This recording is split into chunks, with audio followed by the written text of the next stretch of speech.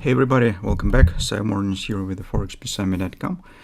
Let's take a look again. Forex market, it considers minimum changes, mostly United States stands in the holidays and actually in the long holidays, because actually we are gradually entering into the weekend. So Thanksgiving and shifting to the weekend. So today nominally is a trading session, but it is contracted. So early close on markets. And I think that the majority of the traders just will do nothing today. Just keep resting.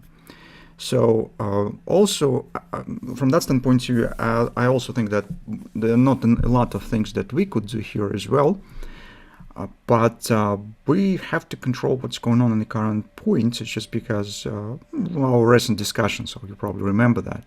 By our view, this area around 116 will be vital, crucial for euro currency short-term direction. And if market will able to hold it and turn down, it means that we are still keep going with this tendency, and our suggestion of the free drive probably will be carried.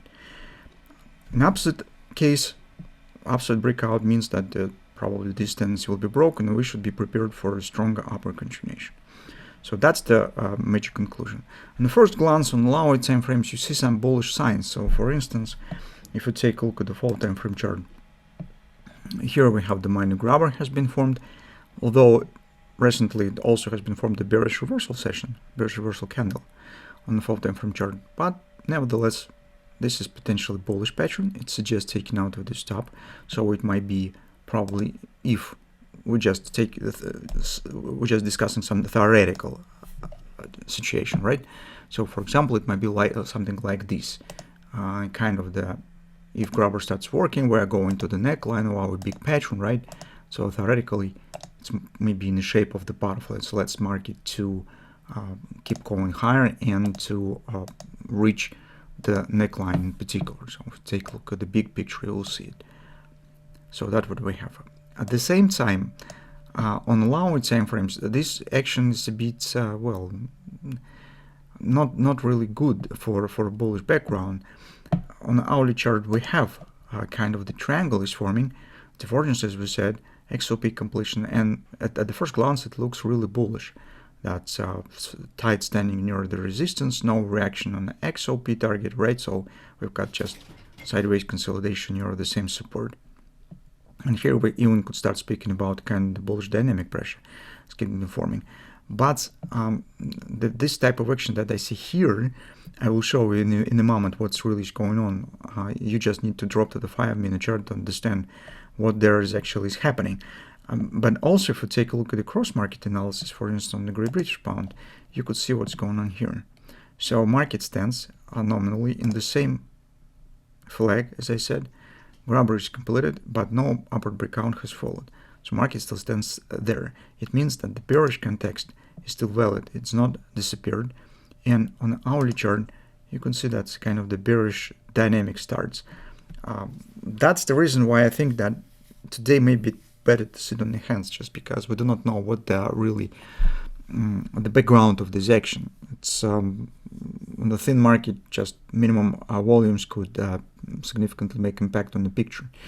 That's why it will be better to wait when the mainstream will return back to the market, and we will see how actually reasonable this performance and whether it will be supported by all market participants. But for now, despite the existence of some bullish signs, I would say that a bearish context has not disappeared yet. Finally, just take a look at the once again hourly chart. On the 5-minute chart, just take a look whether you have seen this on the Forex market. You could see this on some low liquid market with this type of the performance. Just scroll your picture somewhere, you will not see anything of this kind anywhere. Yes, you could get the consolidation, you could get some sideways action here, even with the opening of the price in the holidays. But guys, take a look at this. It's really churning action, guys. It's absolutely crazy performance. So and it means that lots of trading volume right now stands here, and it's going on around particular low border of this action, of this triangle, which suggests that breakout still is possible. What you're going to do in the current circumstances? My best choice is just to sit in the hands and see what will happen. So if you still would like to trade, theoretically you could try to take the position on the breakout to the downside with initial stop somewhere above the XOP.